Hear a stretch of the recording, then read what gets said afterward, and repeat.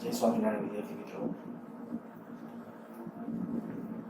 Last લેક્ચરની અંદર આપણે discussion કરતા હતા વિદ્યુત ચુંબકીય પ્રેરણ અંગેનો ફેરાડેનો નિયમ, અને એ પ્રમાણે આપણે ભણી ગયા એ મુજબ કોઈ પણ પરિપથ લૂપ બંધ હોય કે ઓપન હોય, પ્રેરિત થતું ઈએમએફ એ ચુંબકીય ફ્લક્સના ફેરફારના સમય દરના ઋણ મૂલ્ય જેટલું હોય છે.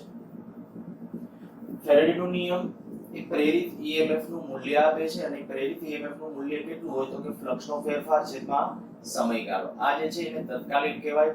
એના રિલેટેડ આપણે એમસીક્યુ કેમ સોલ્વ કરવા એની પણ ડિસ્કસ કરેલી હતી.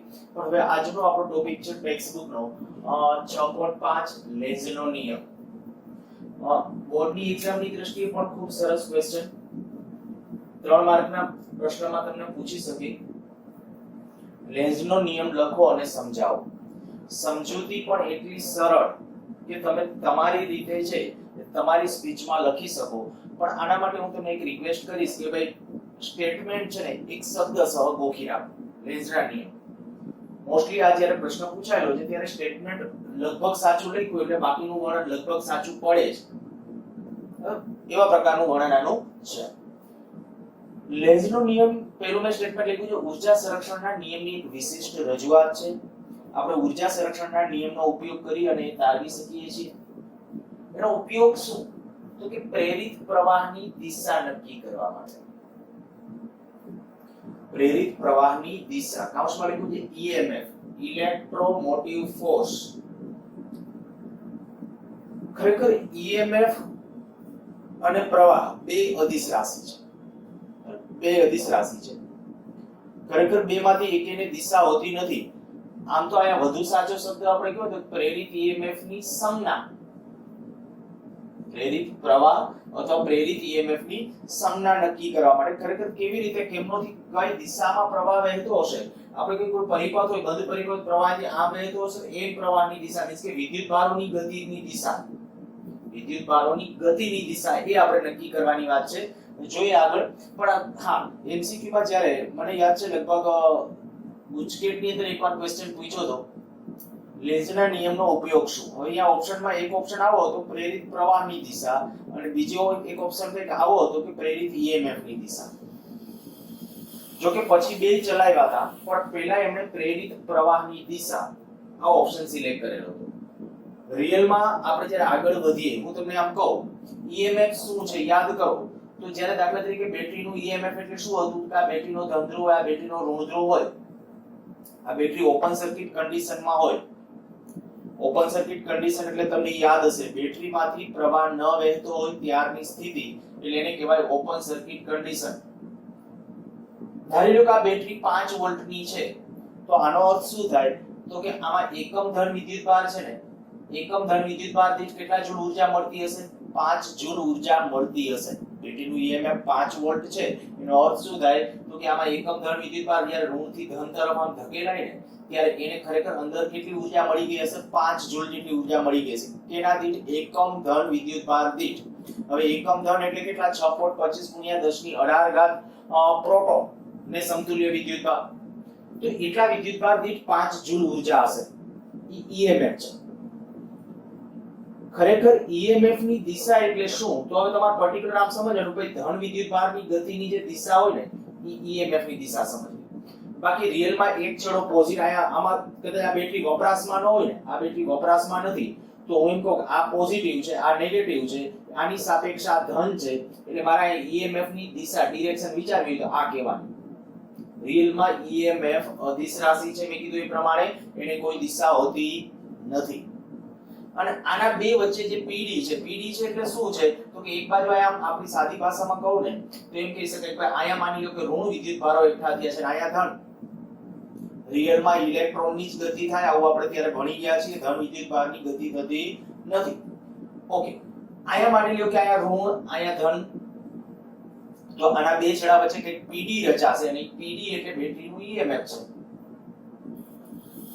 પણ જો હું આને ક્યાંક બાહ્ય પરિપથમાં જોડું ને આમ માની લો કે આ અવરોધમાં આપણે જોડીએ આ અવરોધ સાથે તો હવે આ છેડો ધન સ્થિતિ માને છે એટલે પ્રવાહ અહીંથી આમ વહેવાનું ચાલુ થશે. તો તો ખરેખર વિચારો જોઈએ કે પ્રવાહની ડિરેક્શન કહેવાય કે ઈએમએફ ની ડિરેક્શન કહેવાય. જો ઓપન સર્કિટ હોય ને તો પ્રવાહ વહે જ નહીં, પહેલી વાત તો એ. હા, છતાં ક્યાં સુધી પ્રવાહ હોય? જ્યારે ઓલો વિદ્યુત ભારો અંદર ગતિ કરતા હોય ને, કારણ કે હકીકતમાં એ છે કે બેટરીનું જ્યારે નિર્માણ થયું, અંદર રાસાયણિક મસાલાઓ જે ભરેલા હશે, તરત જ અંદર રાસાયણિક પ્રક્રિયા થશે, એક બાજુ ઋણ એક બાજુ ધન, તો ધન વિદ્યુત ભારની ગતિની દિશા એ આપણે ઈએમએફ ની દિશા તરીકે સમજવી. અને પ્રેક્ટિકલી આયા હું એવું કહીશ કે ખરેખર આપણે દિશા કોની વધારે સારી રીતે સાચી, તો કે બાહ્ય પરિપથમાં સમજતા હોય તો બાહ્ય પરિપથની અંદર છે ઈએમએફ ની ખરેખર ગતિ નથી, ઈએમએફ ને કારણે પ્રવાહ છે. હું જે બોલું છું શબ્દ સાંભળજો બરાબર. મેં કીધું કે બાહ્ય પરિપથની અંદર જે પ્રવાહ છે એ પ્રવાહ ખરેખર ઈએમએફ ને કારણે છે. એમ ન કહેવાય કે ઈએમએફ ગતિ કરે છે. ઈએમએફ એટલે તો પીડી છે, ઊર્જા છે. વિદ્યુત ભારો ગતિ કરે છે જેના પાસે ઊર્જા છે. આ ગતિ કોની પાસે? વિદ્યુત ભારોની. અને વિદ્યુત ભારોની ગતિને કારણે શું રચાય? પ્રવાહ રચાય. એટલે પ્રવાહની ડિરેક્શન આમ બોલાય. તો જો આ બેમાં ખરેખર વધારે સારી રીતે આપણે શબ્દને વધારે યથાર્થ કહો તો પ્રેરિત પ્રવાહની દિશા. લેન્ઝના નિયમનો ઉપયોગ શું? તો કે પ્રેરિત પ્રવાહની દિશા માટે પ્રેરિત ઈએમએફ ખોટું છે હું નથી કહેતો, બરાબર, પણ વધુ પ્રોપર કયું છે? પ્રેરિત પ્રવાહ. એટલે આ તમારી સામે કદાચ એવા ક્વેશ્ચન આ બેની સિલેક્શન કરવાની વાત આવે, પ્રેરિત પ્રવાહ અને પ્રેરિત ઈએમએફ ની દિશા, તો બે સાચા છે. પણ આપણે કદાચ બેમાંથી એક ઓપ્શન સિલેક્ટ કરવો હોય તો વધુ પ્રાયોરિટી સાથે કયો સિલેક્ટ કરશું? પ્રેરિત પ્રવાહની દિશા નક્કી કરવા માટે. અચ્છા, નિયમમાં આગળ વધીએ.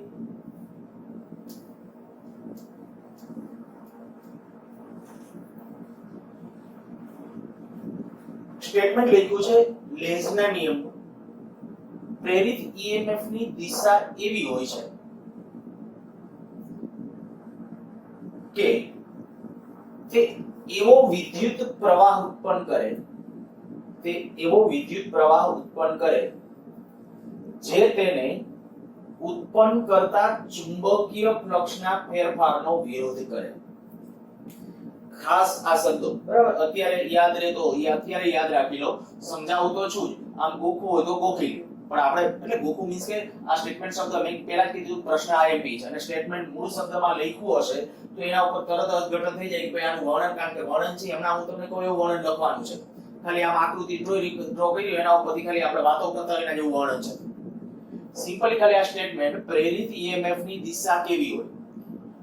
તો કે પ્રેરિત ઈએમએફ ની દિશા એવી હોય છે કે તે એવો વિદ્યુત પ્રવાહ ઉત્પન્ન કરે. જો આયા પાછો એક વસ્તુ ધ્યાન રાખજો, આપણે અત્યારે એનસીઈઆરટી માં સ્ટેટમેન્ટ આવે છે પ્રેરિત ઈએમએફ ની દિશા એવી હોય છે, તો આયા ઉપયોગમાં મેં લખ્યું છે પ્રેરિત પ્રવાહની દિશા નક્કી કરવા માટે. તો પ્રેરિત ઈએમએફ એ મેં કીધું એ પ્રમાણે સાચું છે, ખોટું નથી, પણ વધુ પ્રોપર સાચો શબ્દ કયો કીધો? પ્રવાહ વાળો. સારું, એટલે પ્રેરિત પ્રવાહની દિશા લખો તો ચાલે, પણ આપણે સ્ટેટમેન્ટ બદલવું નથી. પ્રેરિત ઈએમએફ ની દિશા એ એવી હોય છે કે તે એવો વિદ્યુત પ્રવાહ ઉત્પન્ન કરે, એવો વિદ્યુત પ્રવાહ ઉત્પન્ન કરે કે તે શું કરી શકે? તો કે તેને ઉત્પન્ન કરતા ચુંબકીય ફ્લક્સના ફેરફારનો વિરોધ કરે. ખરેખર પ્રવાહ ઉત્પન્ન થવા માટે જે જવાબદાર કારણ છે આપણને ખબર છે, આપણે જે પ્રયોગ ભણી ગયા. હું તમને એમ કહું, માની લ્યો કે ચાલો અહીં આપણે આ એટલું આવું પૂછવું જે હતું એ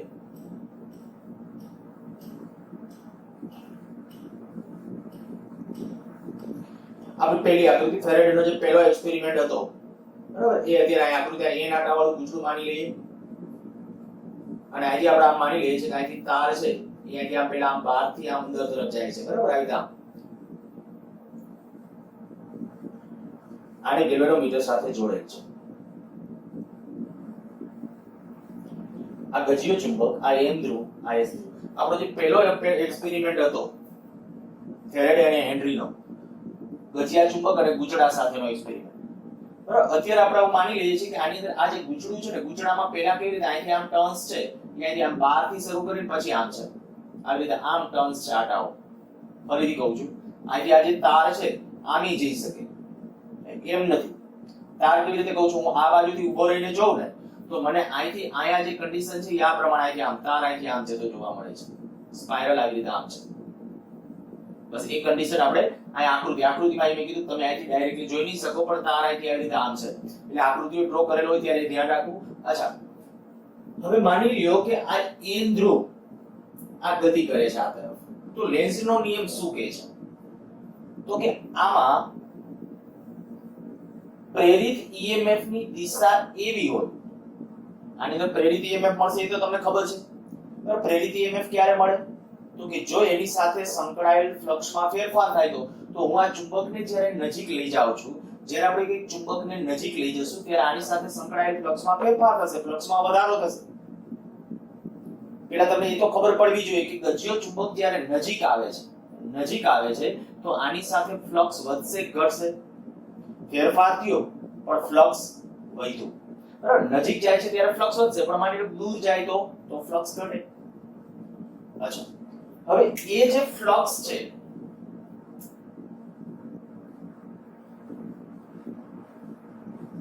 ચુંબકીય ક્ષેત્ર રેખાઓ આવી રીતે આમ હશે ને, ગજ્યા ચુંબકના એન ધ્રુવમાંથી ક્ષેત્ર રેખાઓ નીકળે એ આપણે જાણીએ છીએ. તો આપણે એમ કહી શકાય કે આ દિશાનું ચુંબકીય ફ્લક્સ વધતું જાય છે.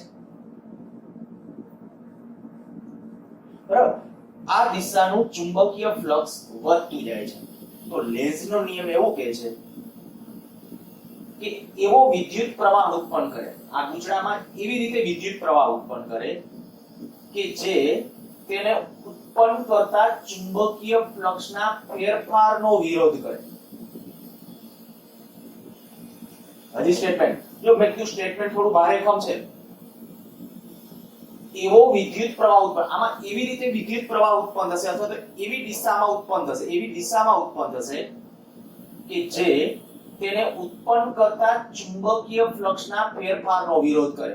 તો ચુંબકીય ફ્લક્સનો ફેરફાર અત્યારે કઈ દિશામાં, એટલે કે વધારો છે ચુંબકીય ફ્લક્સનો કઈ દિશામાં? આ બાજુ. ચુંબકીય ફ્લક્સમાં આ બાજુ, કારણ કે ઈ કેમ ખબર પડી? તો કે આ ગજ્ય ચુંબક આ બાજુ આવે, ગજ્ય ચુંબક જો આ બાજુ આવતો હોય તો શું થશે? તો કે આની સાથે ફ્લક્સ વધશે. તો લેન્ઝનો નિયમ ઇનડાયરેક્ટલી એવું કહે છે કે ભાઈ ફેરફારનો વિરોધ. સાવ સાદી ભાષામાં કહીએ, શબ્દ ટૂંકા શબ્દમાં કેવું તો ફેરફારનો વિરોધ. તો કે ફ્લક્સ આમ વધવાની ટ્રાય થઈ તો કે આમાં પ્રેરિત પ્રવાહ એવી રીતે મળશે કે વધવાનો વિરોધ થાય. તો વધવા ન દેવું હોય તો એનો અર્થ એવો થાય કે આમાં પ્રવાહ એનો એવી રીતે મળવો જોઈએ કે ચુંબકીય ફ્લક્સ જાણે કે ઓલો ઘટાડાને ટ્રાય કરે. તો ઘટાડો મીન્સ કે આ ગજ્ય ચુંબક આમ આવવાને કારણે આમ વધતું, આ બાજુ વધતું. તો કે આ ગૂંચળું એનો વિરોધ કરે એના કારણનો, સાવ સાદી રીતે આવો થયો કે એના કારણો. આ કારણ શું? તો કે ચુંબકીય ફ્લક્સનો વધારો ઈ કારણ છે. ગજ્યા ચુંબકની ગતિ, એના તરફની જે ગતિ છે ને ઈ એનું કારણ છે. તો એ કારણનો વિરોધ કરે ને એવી રીતે પ્રેરિત પ્રવાહ મળે. એનો અર્થ કે ફ્લક્સ આ બાજુ વધતું જાય છે, આપણે વધવા ન દેવું હોય તો કે આમાં પ્રવાહ એવી રીતે પ્રેરિત કરો કે જેથી કરીને એનું ચુંબકીય ફ્લક્સ આમનું મળે. કયો? પ્રવાહને કારણે, પ્રેરિત થતા પ્રવાહને કારણે જે ચુંબકીય ક્ષેત્ર કે ચુંબકીય ફ્લક્સ સંકળાય એ આમનું મળે. તો વિચાર કરો, જો હું આ બાજુ ઉભો રહીને જોતો આ બાજુ, તો મને ચુંબકીય ફ્લક્સ આમનું મળવા માટે પ્રવાહ કેમનો આવવો જોઈએ? મારા માટે આ બાજુથી આ ગૂંચળામાં આ બાજુથી જ્યારે જો ત્યારે પ્રવાહ મને આમ વિષમ ગળી મળવો જોઈએ કે નહીં? આ બાજુ. હવે મેં ગૂંચળું આમ કીધું તો અહીંથી આમ, તો એનો અર્થ કે એમાં પ્રવાહ આમ પ્રેરિત થશે, વિષમ ગળી. આ બાજુથી જ્યારે જો ત્યારે પ્રવાહ વિષમ ગળી, તો પ્રવાહની દિશા નક્કી થઈ ગઈ કે ભાઈ પ્રવાહ અહીંથી આ દિશામાં વહેતો હશે. પાછો અહીંથી આમ કરીને કન્ટિન્યુઅસલી જ્યારે ગૂંચળાની અંદર જે પ્રવાહ છે એ પ્રવાહની દિશા કેમની હશે? સમગળી હશે કે વિષમ ગળી? એ નક્કી કરો. સેજ બીજી રીતે કહું, જો જ્યારે આપણે આમ કહીએ કે હું આ બાજુથી જ્યારે જોઉં છું ચુંબકીય ફ્લક્સ આ બાજુ વધતું જતું હતું, વધવા નથી દેવું એટલે ઘટાડવું હતું, તો એનો અર્થ એવો થાય કે આ બાજુ છે એ ચુંબકીય ક્ષેત્રમાં, હવે આ બાજુ મળે તો હું એમ કહું કે પ્રવાહ આમ મળશે ને વિષમ ગળી, અને પ્રવાહ મને વિષમ ગળી મળે ને, પ્રવાહ વિષમ ગળી મળે તો એ ચુંબકના એન ધ્રુવ તરીકે વર્તન કરે. આગલા ચેપ્ટરમાં પણ ભણી ગયા હતા. આ ચેપ્ટરની શરૂઆતમાં એકવાર આગલા ચેપ્ટરના એન્ડમાં પણ ડિસ્કસ કર્યું હતું અને શરૂઆતમાં કરી હતી કે જો અહીંયા અત્યારે આપણું કારણ કે જો પ્રવાહ વિષમ ગળી હોય ને તો એ ચુંબકના કયા ધ્રુવ તરીકે વર્તન કરે? એન ધ્રુવ. પ્રવાહ વિષમગળી હોય તો ચુંબકના એન ધ્રુવ તરીકે, પ્રવાહ જો સમગળી હોય તો ઈ એસ ધ્રુવ તરીકે. બરાબર, આ આપણે ડિસ્કસ કરી ગયા છે, બધાને ખ્યાલ હશે. અને મેં આને એના અનુરૂપ એન અને એસ છે એ અંદર આકૃતિની અંદર ડ્રો કરેલો છે. હવે અહીંયા આપણે આવું સમજીએ, જ્યારે આપણે એમ કીધું કે ભાઈ આ ગજ્ય ચુંબક આ બાજુ ગતિ કરે છે, ગજ્ય ચુંબક જ્યારે આ તરફ ગતિ કરે ત્યારે આપણે આ શબ્દ શું કીધો? એની અંદર વિદ્યુત પ્રવાહ એવી રીતે મળે કે જે તેને ઉત્પન્ન કરતા ચુંબકીય ફ્લક્સના ફેરફારનો વિરોધ કરે. તો એને ઉત્પન્ન આને કહી શકાય કે તેને ઉત્પન્ન કરતા, એટલે કોને ઉત્પન્ન કરતા? વિદ્યુત પ્રવાહને. આમાં જે વિદ્યુત પ્રવાહ ઉત્પન્ન કરશે એ ચુંબકીય ફ્લક્સનો ફેરફાર કેમનો છે? આ બાજુ. તો એનો વિરોધ કરે. એનો વિરોધ કરવો ઇનડાયરેક્ટલી એનો અર્થ એવો થાય કે આ ચુંબકની ગતિનો વિરોધ કરવો. હવે વિચાર કરવો જોઈએ કે આ ચુંબકની ગતિનો વિરોધ કરવો, ચુંબકની ગતિનો વિરોધ કરવો એટલે આ બાજુ આ એન ધ્રુવ આ બાજુ જાતો હોય તો આ લૂપની અંદર પ્રવાહ એવી રીતે મળવો જોઈએ કે આ એન ધ્રુવ તરફનો લૂપનો અથવા ગૂંચળાનો છેડો કયા ધ્રુવ તરીકે આવે? એન ધ્રુવ તરીકે. તો જ વિરોધ થાય. હું આ આમ જોઉં છું, આ લૂપ છે એનો જો એન ધ્રુવ હશે, હવે હું ગજ્ય ચુંબક આમ લઈ જાઉં છું, જો આનો એન ધ્રુવ હશે, બરાબર, માની લો કે આનો આ એન ધ્રુવ છે, આ એન ધ્રુવ છે, તો અહીંયા જે લૂપ છે ને એ લૂપનો આ તરફ આ નજીક લઈ જાઉં છું ત્યારે વિરોધ, મેં કીધું ફેરફારનો વિરોધ. આમ ગતિ એનું કારણ છે. આમાં આ ગૂંચળાની અંદર મેં કીધું કે પ્રેરિત EMF નું કારણ શું? આ ગૂંચળામાં પ્રેરિત EMF નું કારણ તો આ ચુંબકની ગતિ. તો કે ચુંબકનો કયો ધ્રુવ એના તરફ આવે છે? એન ધ્રુવ. તો કે એનો વિરોધ ક્યારે થાય? આ બાજુનો છેડો એન ધ્રુવ તરીકે વર્તન કરે તો જ એની ગતિ, કારણ કે આપણે કંઈક કાર્ય કરવું પડે ગતિ કરાવવા માટે. અને પરિણામે આપણે એમ કહી શકાય કે જ્યારે આ એન ધ્રુવ આવે ને ત્યારે આ લૂપનો આ તરફનો છેડો એન ધ્રુવ તરીકે વર્તન કરવો જોઈએ. અને જો એન ધ્રુવ તરીકે વર્તન કરે તરત મગજમાં આવી જવું જોઈએ પ્રવાહ કેમનો આવે? વિષમગળી. અચ્છા, બીજી કન્ડિશન માનો, બે રીતે આપણે સમજીએ. હવે માની લો કે આ જ ગજ્ય ચુંબક છે આમ દૂર જાય છે, આ ગજ્ય ચુંબક છે આ બાજુ જાય છે, શું થશે? આ ગૂંચળા સાથે ફ્લક્સ ઘટશે કે વધશે? તો ફ્લક્સ ઘટશે, કારણ કે આમ ક્ષેત્ર હતું, નજીક હતું ત્યારે ફ્લક્સ જાજુ હોય. જેવો આ ગજ્ય ચુંબક આમ દૂર મનસે જવા એટલે ફ્લક્સ ઘટશે, તો આ ગૂંચળું તરત જ વિરોધ કરે, ભાઈ ઘટવા નહીં દો. ટૂંકમાં મેં કીધું ને કે એના જાણે કે એની અંદર ઉત્પન્ન કરવા વાળી જે કારણ છે ને કારણનો જ વિરોધ કરે ને એવી રીતે એમાં પ્રેરિત EMF પડે. તો કે આ છે એ જેવું તમે આ ચુંબકને નજીક લઈ જવા માટે ફ્લક્સ ઘટવા માંડ્યું તો કે ઘટવા નહીં દો, ઘટવા ન દેવું હોય આને તો હતું આ બાજુ અને એ બાજુ ઘટતું હતું, તો ઘટવા ન દેવું હોય તો એ બાજુ ઉત્પન્ન કરવું પડે ચુંબકીય ક્ષેત્ર. હવે એ બાજુ ક્યારે ચુંબકીય ક્ષેત્ર ઉત્પન્ન કરે? વિચાર કરો, જ્યારે ચુંબકીય ક્ષેત્ર તમારે આમ જોઈતું હોય આ રીતે આમ જોવું પડે કે નહીં? તો આ બાજુથી જો તમને કેમનું દેખાશે? સમઘડી. સમઘડી એટલે કયો ધ્રુવ? એસ ધ્રુવ. સમઘડી એટલે કયો ધ્રુવ થઈ ગયો? એસ ધ્રુવ. તો ત્યારે આ જો ગજ્ય ચુંબક છે ને આ બાજુ આમ દૂર જાય ને તો આ બાજુનો વિભાગ કયો આવશે? એસ, અને આ બાજુનો એન. લૂપ જે છે લૂપનો આ બાજુના વિભાગ અને આ બાજુ, તો આ થઈ આપણી પ્રેરિત EMF ની દિશા. બહુ સ્પષ્ટ શબ્દોમાં, બહુ સહેલું. અને મેં કીધું આખો આમ છે ને વ્યવસ્થિત રીતે તાલબદ્ધ રીતે ગપ્પા મારવા જેવો ક્વેશ્ચન છે. તાલબદ્ધ ગપ્પા કહું છું. વળી ગપ્પા એટલે તમે એમ કહો કે ગમે ટોપિકને બહાર મૂકીને પડતું ગમે લખી નાખો ચાલે નહીં. આ આકૃતિ ડ્રો કરી, આ એકાદે આપણે ટેક્સ્ટબુકમાં આની આકૃતિનું વર્ણન પણ કર્યું છે. આકૃતિ નથી ડ્રો કરી, આકૃતિનું વર્ણન કર્યું છે. અને આ બંને આકૃતિઓ પણ ડ્રો કરેલી છે. હવે જો આ સમજાઈ ગયા છે, બીજું કંઈ નથી. ખાલી આપણે કીધું આ એન ધ્રુવ લૂપ તરફ જાય, બરાબર. 3D માં આકૃતિ જાણે કે એવી રીતે આયા ત્યારે આપણે કહીએ આ રીતે મારી સામે આમ દાખલા તરીકે લૂપ છે, હું આ બાજુથી આમ લઈ જાઉં, એન ધ્રુવ નજીક આવે તો આ બાજુ કયો આવવો જોઈએ? એન. તો જ અપાકર્ષણ થાય, વિરોધ તો જ થાય. પછી એવું કરું કે ભાઈ આ આમ લઈ જાવ, આ એન ધ્રુવ આ બાજુ લઈ જતો હોય ને તો કે આ બાજુ નહીં લઈ જાવ, આમાં એવી રીતે પ્રેરિત પ્રવાહ મળવો જોઈએ કે ઈ ફેરફાર આમ જાય છે તરત ઓલું ખેંચવા માંડે. જો નજીક જાશે તો કે નજીક આવવા, દૂર જાશે તો કે દૂર જવા. આ રીતે પ્રેરિત EMF મળે. ગૂંચળાની અંદર જે પ્રેરિત EMF કે પ્રેરિત પ્રવાહ મળે છે સમઘડી કે વિષમઘડી, તો વિષમઘડી કે સમઘડી એના માટે મેં તમને કીધું ને કે જો ચુંબકની એની ગતિની તમે વાત કરતા હો ને તો ચુંબક માટે કે એના માટે તમારે હંમેશા આવું વિચારવું ફેરફારનો વિરોધ. ગજ્ય ચુંબકનો એન ધ્રુવ નજીક ગયો તો કે ભાઈ નજીક આવમાં, તો નજીકનો આવવા દેવો હોય તો એને સામે કયો ધ્રુવ ઉત્પન્ન કરવો પડે? n.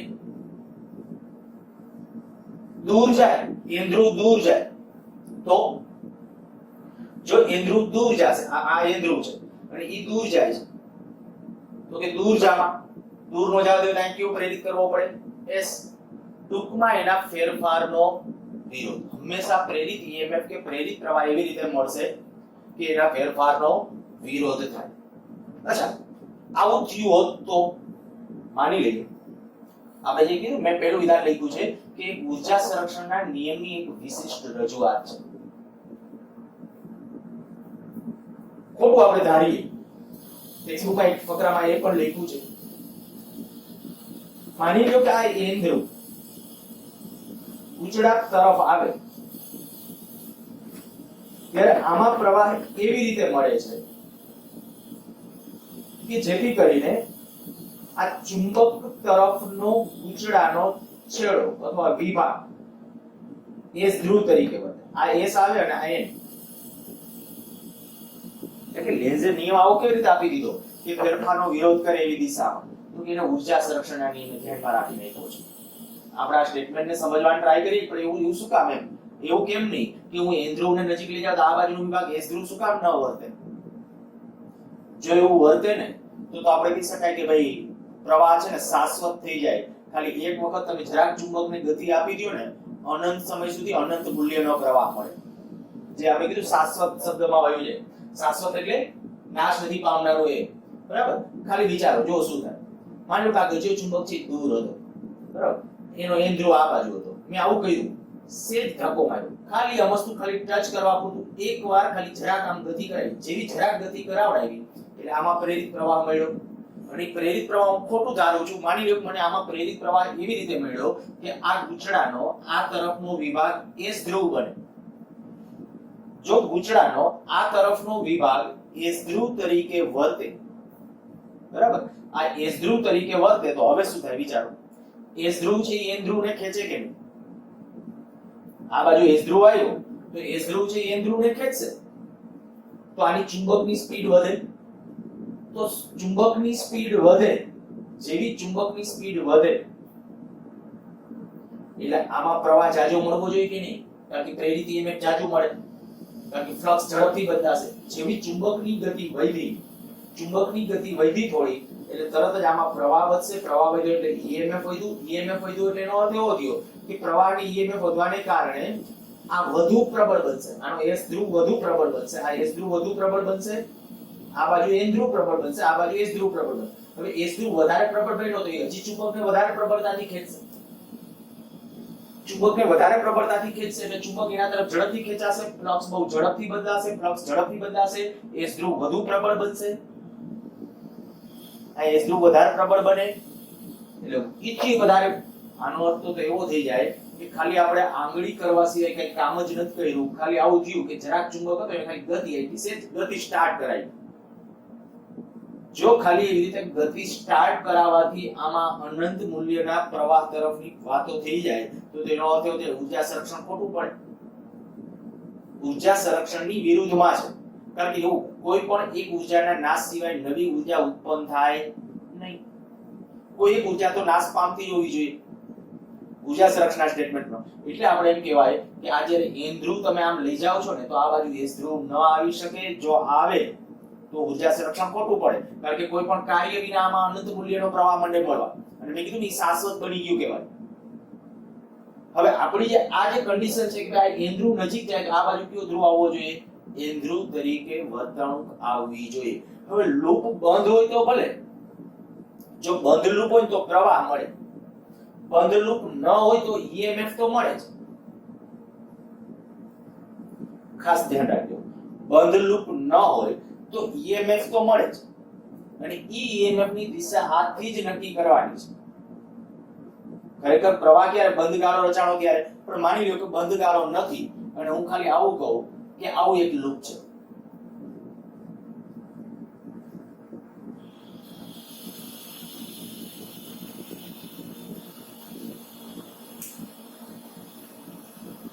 અને હું આવું કરું કે આની નજીક આમ ગજ્યો ચુંબક આ બાજુથી આમ લેતો જાઉં નજીક, જો ગજ્યો ચુંબક આમ લેતા જઈએ તો આની સાથે ચુંબકીય ફ્લક્સ વધશે ઘટશે? વધશે. ચુંબકીય ફ્લક્સ વધશે. તો કે વધવા ન દેવું હોય તો જો ચુંબકીય ફ્લક્સ કેમનું વધશે? કા વિચારો આ દાખલા તરીકે આ બાજુ n ધ્રુવ છે, બરાબર? n ધ્રુવ છે અને n ધ્રુવ એટલે ચુંબકીય ક્ષેત્ર આ બાજુ વધતું જશે ને આ બાજુ દિશામાં વધતું જશે. વધવા ન દેવું હોય તો ઘટાડવાનું એટલે આ બાજુ. તો આમાં પ્રવાહ આમ વિષમ ઘડી. પણ તો આપણે કે પ્રવાહ વિષમ ઘડી, તો આ પ્રવાહ એટલે આમાં તો પ્રવાહ વહેવાનો નથી. એટલે ત્યારે શું કહેવાય?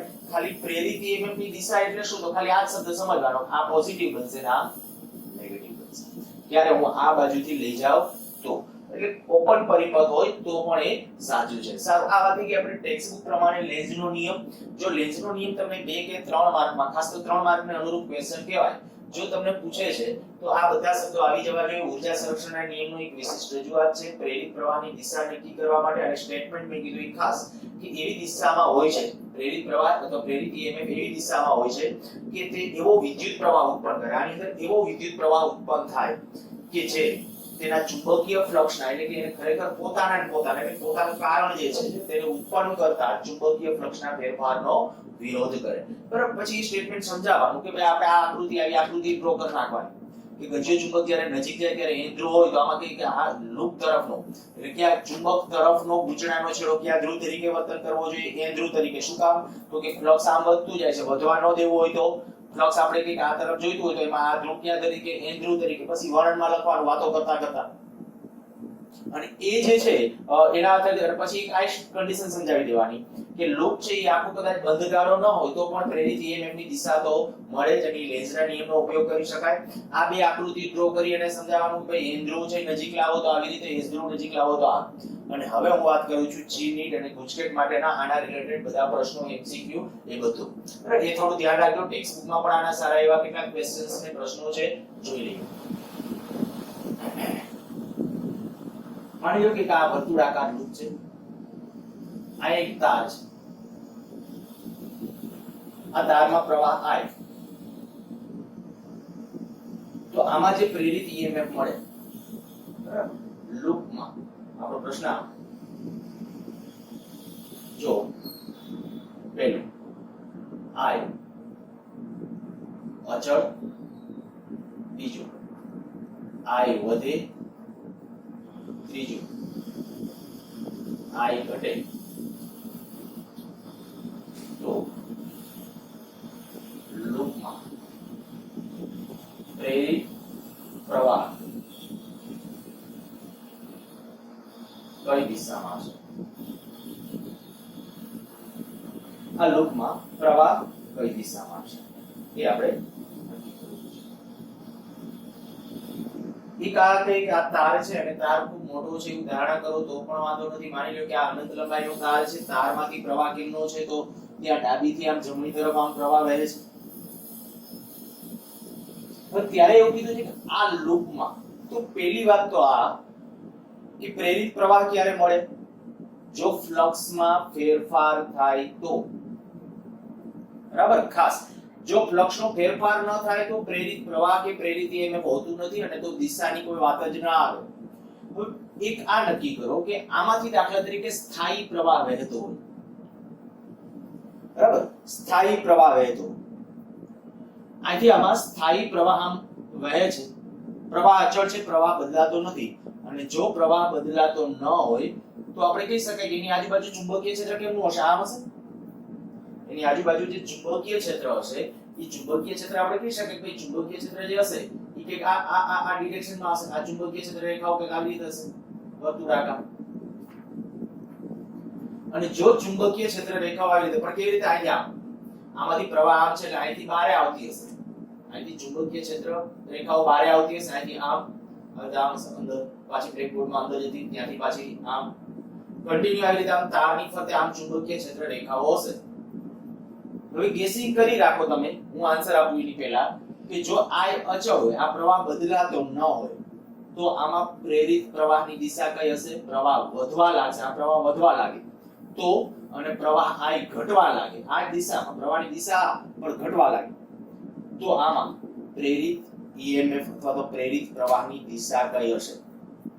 आंसर आपું છું. જો I અચળ છે તો તમારો જવાબ જો આપણે કહીએ કે પ્રવાહ ન મળે તો સાચો છે. પ્રવાહ ન મળે. કેમ ન મળે? તો કે પ્રવાહ I ફિક્સ છે. પ્રવાહ I અચળ છે. Very good. પહેલામાં પ્રવાહ અચળ છે. જો પ્રવાહ અચળ છે તો આની સાથે ચુંબકીય ફ્લક્સ સંકળાશે ખરા? આની જે ચુંબકીય ક્ષેત્ર રેખા આની આમ નીકળતી હશે, ફ્લક્સ સંકળાશે. પણ પ્રવાહ અચળ છે એટલે ફ્લક્સ બદલાતું નથી. ચુંબકીય ક્ષેત્ર નથી બદલાતું. મીન્સ કે ફ્લક્સ, કારણ કે ફ્લક્સ એટલે શું? તો એ ફ્લક્સ પાછો આપણને ખબર છે, ફ્લક્સ phi બરાબર ba cos θ. બી ચુંબકીય ક્ષેત્ર નથી બદલાતું. એ લૂપનું ક્ષેત્રફળ એઝ ઇટ ઇઝ ફિક્સ છે. cos θ θ નથી બદલાતું. એનું કાઈ ભ્રમણ નથી.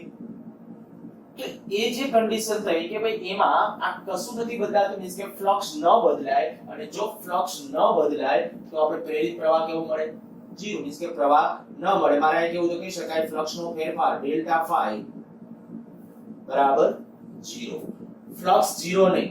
યાદ રાખજો, ફ્લક્સ 0 નથી. ડેલ્ટા ફાઈ બરાબર 0 છે. બીજી કન્ડિશન વિચારો. I વધતો જાય છે. પ્રવાહ I વધે છે. જો અહીંયા પ્રવાહ આમ વધતો જતો હોય, વિચારો અહીંયા જે ચુંબકીય ક્ષેત્ર હશે કેમનું હશે? બ્લેકબોર્ડના સમતલને લંબરૂપે આમ બારે હશે.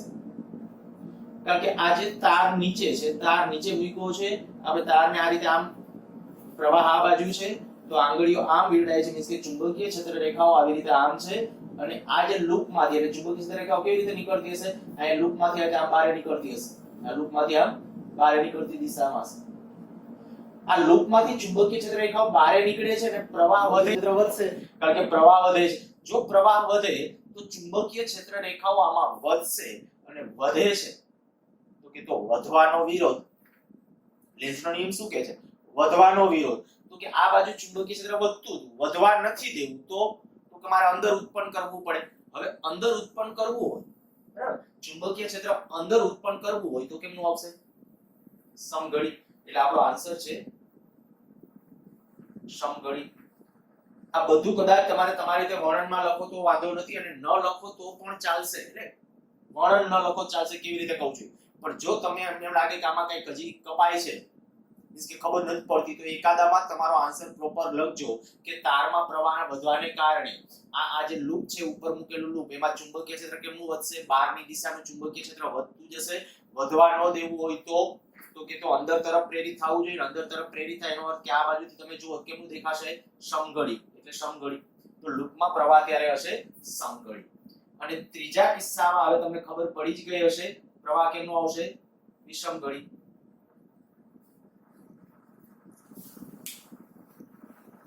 કારણ શું? તો પાછી સેમ જ. જો આ પ્રવાહ આમ છે, પણ પ્રવાહ ઘટતો જાય છે. માની લ્યો પ્રવાહનું મૂલ્ય ક્રમશઃ રીતે ઘટતું જાય છે. જો પ્રવાહ આ દિશામાં ઘટતો જતો હોય, બરાબર, પ્રવાહ ઘટતો જતો હોય તો ચુંબકીય ક્ષેત્ર આમ છે પણ ઘટતું જાય છે, તો કે આ ઘટવાનો વિરોધ કરે. હવે ઘટવા ક્યારે ન દે? તો કે ઈ બાજુ ઉત્પન્ન કરે તો ઈ બાજુ ઉત્પન્ન કરો એટલે આમ જ ઉત્પન્ન કરવું હોય તો પ્રવાહ કેમ ન હોય? આમ જ ઉત્પન્ન કરવું હોય તો પ્રવાહ કેમ ન હશે? વિષમઘડી. પર આ સમજાઈ જવું જોઈએ. જો ન સમજાય તો આગળના પ્રશ્નોમાં ન જતા પહેલા આ સમજજો સારી. ત્યાર પછી જ આગળના બધા ક્રમશઃ સિક્વન્સની અંદર ઘણા બધા આવા પછી પ્રેક્ટિસ માટેના ક્વેશ્ચન વિચારી શકાય. આપણે ડિસ્કસ પણ એમાં જ આગળ વધીએ છીએ. એક ક્વેશ્ચન જે આમાંનામાં કદાચ તમને આમ કહી દઉં, પછી એક પૂછાયેલો એક ક્વેશ્ચન મને યાદ છે ત્યાં સુધી લગભગ જીમાં પૂછાડેલો છે. એક લૂપ છે આવી રીતે આમ સમક્ષિતિજ સમતલમાં. માની લો કે આમ લૂપ છે. લૂપની નીચેથી અને લૂપના સમતલમાં એક ઇલેક્ટ્રોન, માત્ર એક જ એક ઇલેક્ટ્રોન નીચેથી પસાર થાય છે. આ રીતે આ લૂપ છે અને આ રીતે એક ઇલેક્ટ્રોન અહીંથી આમ પસાર થાય છે. તો આમાં જે પ્રેરિત પ્રવાહ હશે એના ઓપ્શન પૂછ્યા. ક્વેશ્ચન સમજાઈ ગયો હશે. હું અહીંયા ખાલી આકૃતિ ડ્રો કરીને ચાલો લખું છું. આ લૂપ અને અહીંથી એક ઇલેક્ટ્રોન પસાર થાય છે. આ ઇલેક્ટ્રોન અચળ ઝડપે પસાર થાય છે. તો લૂપમાં પ્રવાહ આ અચળ અચળ ઝડપે ગતિ કરે છે, બરાબર? ઇલેક્ટ્રોન અચળ ઝડપે ગતિ કરે છે આ દિશામાં. આયા પહેલી વસ્તુ તો એક આવું સમજી લેજો, આ જે ઇલેક્ટ્રોન ગતિ કરે આ એને પરિણામે આ ચુંબકીય ક્ષેત્ર ઉત્પન્ન થાય કે કેમ? ઇલેક્ટ્રોનની ગતિને કારણે. તો આગલા ચેપ્ટરમાં મેં પહેલા લેક્ચર વખતે કીધું હતું અને એક વખત વચ્ચે એમસીક્યુ સોલ્વ કરતા ત્યારે પહેલા લેક્ચર એટલે બાયો સાવરનો નિયમ, પહેલા લેક્ચરમાં લગભગ હોસ્ટેલ લીધું હતું તો બીજા લેક્ચરમાં કીધું હશે. બાયો સાવરના નિયમ વખતે આપણું જે સમીકરણ હતું dB બરાબર μ0/4 પાઈ I dl સદિશ ક્રોસ r સદિશ r ક્યુબ. એમાં આ I એને બદલે dq/dt લખ્યું હતું અને આ જે dl છે એના ઉપરથી વેગમાં ગયા. તો જ્યારે કોઈ q વિદ્યુતભાર v વેગથી ગતિ કરતો હોય તો ચુંબકીય ક્ષેત્ર મળે, બરાબર? મળે. પહેલી વાત તો આપણો ખાલી એ કેટલું આયા આપણે q/dt અને આયા લખી નાખો આ જે dv આ જે dl છે એને બદલે આપણે કઈ વેગના સંબંધો v ડેલ્ટા t લખો તો એ સીધું આવું થઈ જાય પરિણામ q v સદિશ ક્રોસ r આવું લખાવેલું છે ત્યાં ઈ જોજો એટલે ખ્યાલ આવી જાય. પણ આપણા માટે મેં કીધું કે આ તાર છે તો તારમાંથી જ્યારે પ્રવાહ ઉત્પન્ન થશે ઇલેક્ટ્રોન અહીંયા પસાર થાય એટલે ચુંબકીય ક્ષેત્ર તો ઉત્પન્ન થશે. અચ્છા, હવે એ જે ચુંબકીય ક્ષેત્ર ઉત્પન્ન થશે એમાં શું કન્ડિશન હશે? આ ચુંબકીય ક્ષેત્ર વધશે, ઘટશે કે અચળ રહેશે? તો પહેલી વસ્તુ આમાં શું બદલાશે અને કેવી રીતે? જો આયા આપણું પરિણામ આવું હોય ચુંબકીય ક્ષેત્ર B માટેનું μ0/4 પાઈ q v ક્રોસ r છેદમાં r ઘન. જો આને જે આમ લખી નાખું μ0 આ સદિશ સ્વરૂપમાં હતું, જો મૂલ્ય લખી નાખું તો μ0/4 પાઈ q v r sin theta r square. જ્યાં થીટા એટલે શું? તો કે v અને r વચ્ચેનો ખૂણો, v અને r વચ્ચેનો ખૂણો. ખાસ સમજો આ લોજિક. હું અમુક વસ્તુઓ છે એ ખાસ કન્સેપ્ચ્યુઅલ છે ને થોડું વધારે ડીપમાં એટલા માટે જાઉં છું કે અમુક જ ખાલી ક્વેશ્ચન સારી રીતે સમજો ને તો બાકીના ક્વેશ્ચન સારી રીતે સોલ્વ કરી શકો. હવે જુઓ જોઈએ કે જ્યારે આ ઇલેક્ટ્રોન આમ નજીકથી પસાર થશે તો આની સાથે ભલે અચળ વેગી, આમાં v અચળ છે, v નથી બદલાતો. આમાં r શું હતું? તો કે તમારે જ્યાં ચુંબકીય ક્ષેત્ર શોધવું છે ને એનું I થી આ અંતર આ જે આનાથી છે તો અહીંયા હોય ઇલેક્ટ્રોન તો આથી અંતર, અહીંયા હોય ત્યારે ઇલેક્ટ્રોન આથી અંતર, અહીંયા હોય તો કે ઈ તો અંતર ઘટતું જાય છે. અંતર ઘટે છે, r ઘટતું જાય છે, r ઘટે છે, r ઘટવાને કારણે b વધે. વળી થીટા શું થાય? થીટા એટલે v અને r વચ્ચેનો ખૂણો. v આમ છે, પેલા r આમ કહેવાય, લૂપ તરફ એટલે r આમ. પછી અહીંયા છે, અહીંયાથી હું તમને ખાલી સમજવા માટે આવું વિચારી લ્યો કે ભાઈ અહીંયા જે આપણી આ કન્ડિશન થઈ આ r બરાબર, આ r અને અહીંયા આપણે કે વેગ સદિશ આ બે વચ્ચેનો એંગલ આ છે. હવે અહીંયા જ્યારે પહોંચશે ઇલેક્ટ્રોન અહીંયા પહોંચશે ત્યારે એંગલ વધ્યો ઘટ્યો? r આમ છે, v આમ છે, તો v અને r વચ્ચેનો એંગલ વધશે. એનો અર્થ કે થીટા વધશે તો પહેલા ચરણની અંદર sin વધતું વિધેય કહેવાય. sin ની 0 ની વેલ્યુ છે 0 થાય, sin 90 ની કિંમત 1 થાય. એનો અર્થ એવો થઈ ગયો કે વધતું વિધેય છે તો આ વધશે, ચુંબકીય ક્ષેત્ર વધશે. બરાબર? તો હવે તમને આનો જવાબ આવડે. પણ ત્યારે આયા શબ્દ જે હતો ને કે ઇલેક્ટ્રોન અચળ ઝડપે ગતિ કરે છે એને કારણે કેટલા ખલવાણા કારણ કે અચળ ઝડપી ગતિ એટલે તરત મને વિચાર કે અચળ ઝડપથી ગતિ હોય તો એનો અર્થ કે ફ્લક્સ જ ન બદલાય, ફ્લક્સ ન બદલાય તો પ્રેરિત EMF ન મળે. પણ એ ખોટું હતું અને પ્રેરિત પ્રવાહ મળે અને કેવી રીતે મળે હવે એ વિચારો. જો પહેલી વસ્તુ એ કે ઇલેક્ટ્રોનની ગતિ આમ છે, ફ્લક્સ આની યારે વધ્યું ઘટ્યું. તો કે તમે હવે આ વિચારો ફ્લક્સ પેલા વધે છે પણ કઈ બાજુ વધે છે? બહારની સાઈડ, અંદરની સાઈડ. તો કે ઇલેક્ટ્રોનની ગતિ આમ હોય ને તો પ્રવાહ કેમનો વિચારે? એનાથી વિરુદ્ધમાં. ધ્યાન રાખજો, પ્રવાહ જાણે કે આમ છે તો પેલા ફ્લક્સ આમ વધતું જાય છે, અંદર વધતું જાય છે. જો પેલા ફ્લક્સ વધતું જતું હોય અંદર તો વધવાનો વિરોધ તો બારે મળવું જોઈએ. બારે ક્યારે મળે? તો કે બારે ત્યારે મળે, બારે આપણે ફરીથી હું કહું છું ખાસ જે શબ્દ બોલું છું એના ઉપર ફોકસ રાખજો, નહીતર તમને એમ જ લાગશે કે હાથની એક્ટિંગ કર્યા રાખે છે. જ્યારે આપણે કીધું પેલા ઇલેક્ટ્રોનની અહીંયા ગતિ થાય છે ત્યારે આની સાથે પેલા ફ્લક્સ વધે છે, એ મેં આના આધારે તમને સમજાવ્યું ફ્લક્સ વધે છે. ઓકે, ફ્લક્સ વધે છે, પણ હવે સમજી ગયા આપણે ફ્લક્સનું મૂલ્ય વધ્યું, પણ એ જે ફ્લક્સ વધે છે એ ફ્લક્સ કઈ દિશામાં વધે છે? તો કે ઇલેક્ટ્રોનની ગતિ આમ છે તો એને પરિણામ પ્રવાહ તો આમ કહેવાશે. જો પ્રવાહ આ ડિરેક્શનમાં છે તો ફ્લક્સ કેમનું વધશે? એટલે ચુંબકીય ક્ષેત્ર અંદર હશે, અહીંયા આપણે આને વીટાડીએ, પ્રવાહ આમ છે તારમાંથી, તો ચુંબકીય ક્ષેત્ર અહીંયા ઉપર તરફ આમ હશે, અંદર તરફ અને અંદર તરફ વધતું જાય છે. તો વધવા નથી દેવું તો ઘટાડવું પડે. એટલે કે આ બાજુ ક્યારે મળે? તો કે પ્રવાહ કેમનો હોય? વિષમ ગળી, એટલે કહેવાય પ્રારંભમાં વિષમ ગળી. આન્સર